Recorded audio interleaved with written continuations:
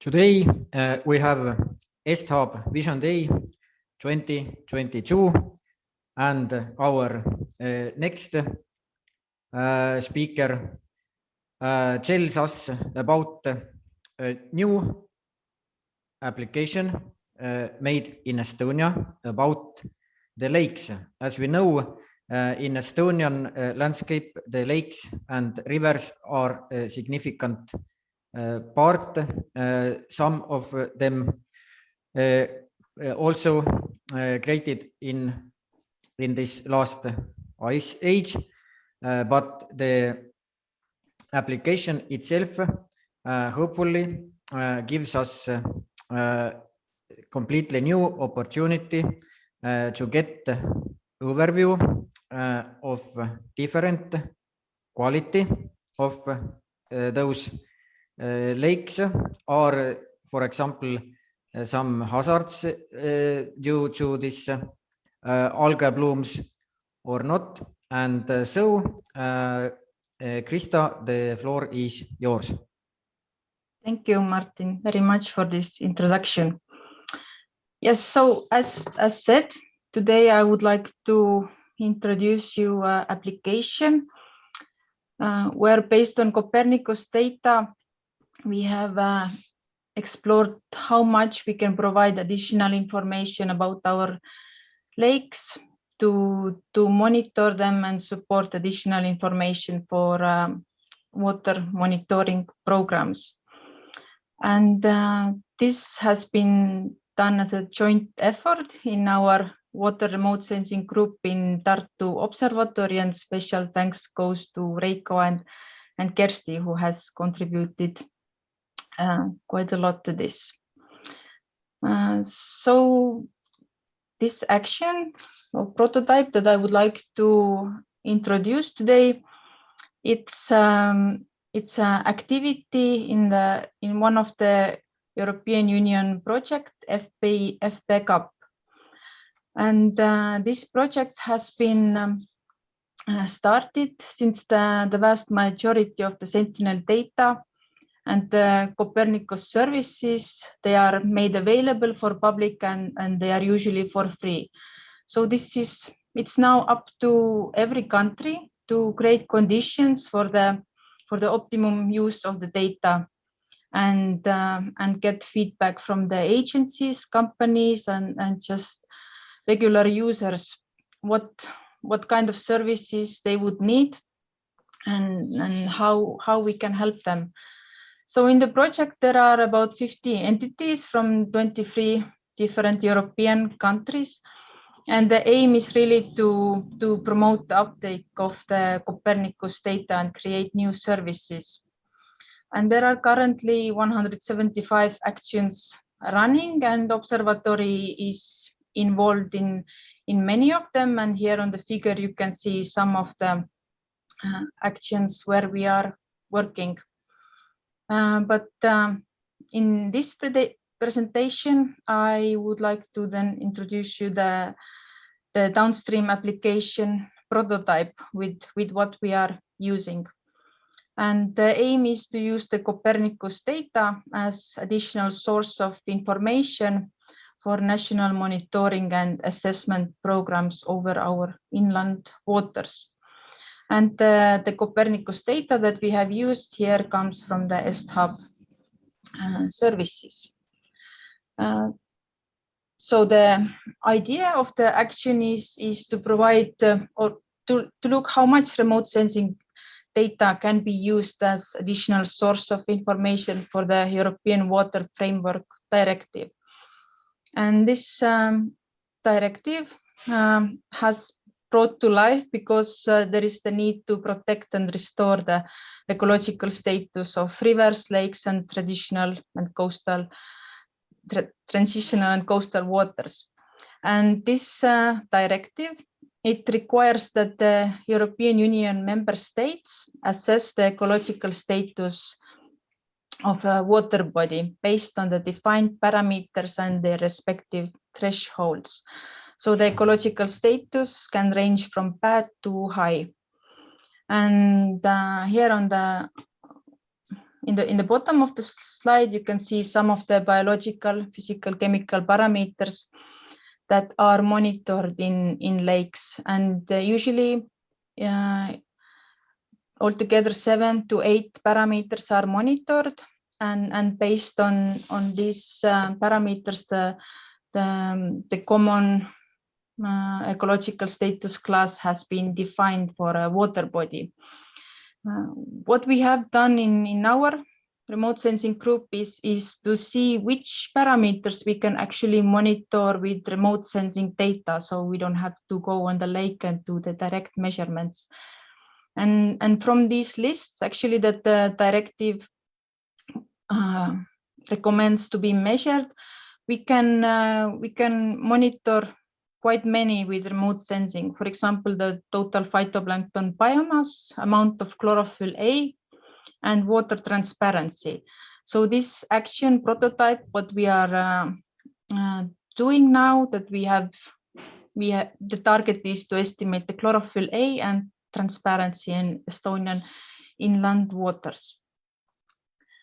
And also why remote sensing could be useful for this, that Water Framework Directive wants or requires that quite many of the lakes needs to be monitored, so it actually places quite heavy financial burden on each member states. And remote sensing can be used then to monitor these lakes in extended spatial and temporal view. As we know, the lakes can be quite different spatially and also temporally, as shown here on the image. There is the phytoplankton bloom in Lake Peipsi, and so you can see that from day to day the differences can be quite high. So the idea behind this prototype is actually quite simple. We have combined the field data together with the remote sensing data, and so the remote sensing data we can get from the whole water body, pixel by pixel based, where we apply the most suitable algorithm, and then we compare the algorithm retrievals with the in situ field measurements. Here is the example of chlorophyll A measured in Lake Peipsi in two stations. On the here on the upper part of Lake Peipsi, and then on the southern part of Lake Peipsi, where there is only one measurement per year. So when we are certain about the algorithms, that the algorithm performs well, we can derive the monthly means for the lake, again pixel by pixel basis, and then based on that we can derive the annual mean, and based on threshold values of chlorophyll A, we can estimate the ecological status class pixel by pixel based on the water bodies. And we have worked with this topic already quite many years, so there are many published papers, and also we have been the co-authors of the white paper, again promoting the use for remote sensing data for Water Framework Directive. And the data used in this prototype, it has said the satellite data, it comes from the ESTHub. We have used Sentinel-2 and Sentinel-3 data. And the field data comes from two different sources. One is we have used the Estonian national monitoring data for chlorophyll and transparency over different Estonian lakes. And we have also used our own data set. In summer, we do a lot of field work. I put here the video. I hope you can see. So this is just a fast forward of a station in Lake Verevi in Estonia, where we go out and perform the radiometric measurements, collect water samples, then do the laboratory measurements later, and then start to work with the data in order to develop water type specific algorithms, as the Estonian lakes, they can be optically very different, as seen in the photo here on the up. And how we can derive actually then chlorophyll A from remote sensing data. So here on the down on the left side, there is the phytoplankton pigment absorption. So it's the chlorophyll A absorption peaks. They are around in blue spectral region, so 440, and also in red in the 670, 80 nanometers. And through these peaks, we can estimate the chlorophyll A concentration from the remote sensing data. On the right here, low on the right, you can see the reflectance, so the example of radiometric data, and you can see the same in the place where chlorophyll absorbs around 670 nanometers, the absorption curve, which we then want to quantify and derive the chlorophyll A concentration based on that. So remote sensing data, it provides, or we can use these indirect methods to derive chlorophyll A from the data. And on the low, there is the in situ measured radiometric data set. But when we resample it to sensor specific wavelengths, we can see that the information what we have in the hyperspectral data is partly lost in the multispectral data in Olchi or in the MSI wavelengths. And yeah, now I would like to show you the prototype, what we have. I will share again my other screen.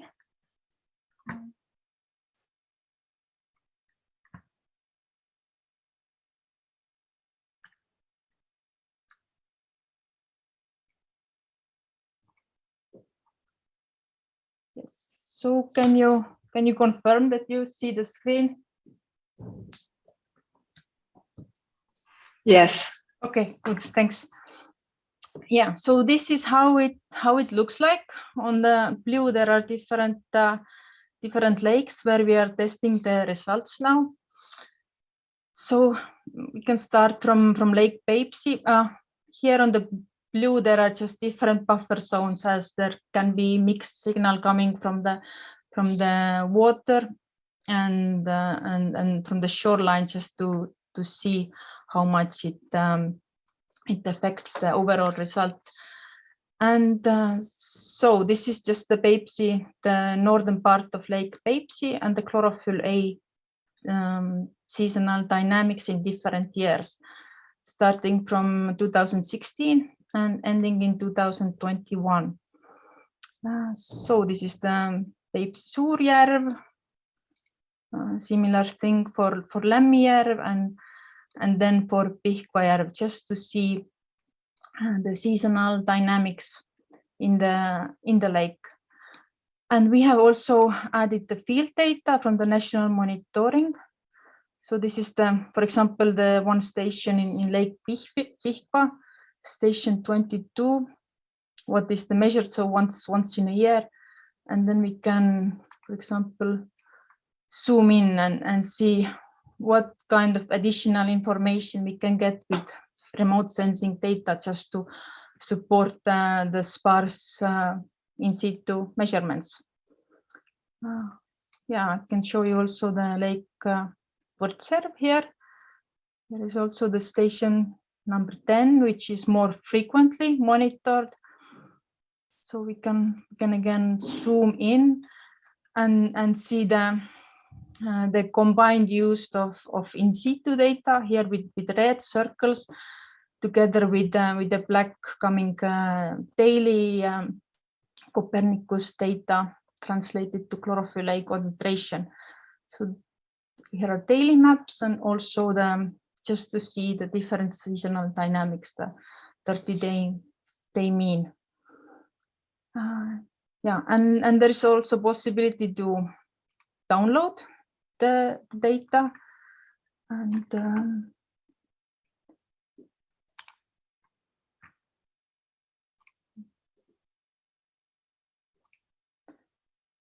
yeah, sorry, it's a bit slow, my computer, but yeah, so you can actually have the annual mean in the data file here as a figure, and also in the table, and also the monthly means of either in the monitoring station or in the specific lakes. And here we can also then go to different lakes and see how are the seasonal dynamics there in the lake. And yeah, zoom to lake and then see also the available images and the chlorophyll A concentration maps. Yeah, so this would be the end of the demo. I will again continue with my slides.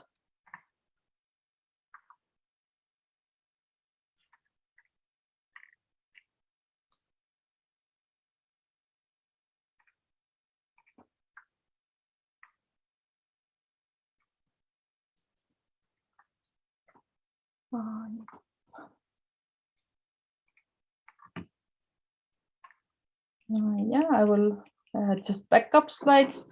Yeah, so if you want to move from the Copernicus data to different water quality parameters, then there are very many steps that are between there. We need to get the most appropriate atmospheric correction, and there are many available methods in ESTHub that we have tested and compared with our field data.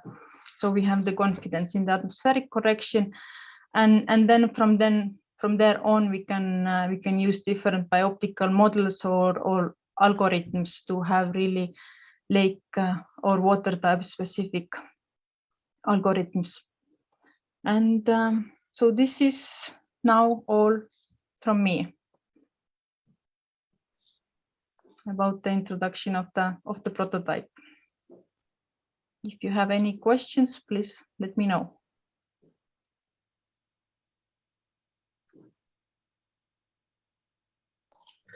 There are currently no questions. I'm sorry, I have one question. Maybe I didn't catch the information. Where is it possible to look at that demo version, or is it operational? We haven't launched it yet officially, but we aim to do it this year. So it's not yet public. This is what I showed you. It's like a working version now. So we are testing the algorithms on different lakes and on different seasons, but it will be launched this year. Okay, thank you very much. It was very interesting. Thank you. Yes, indeed. This was the first official demonstration of this application for assessing the water quality about Estonian lakes.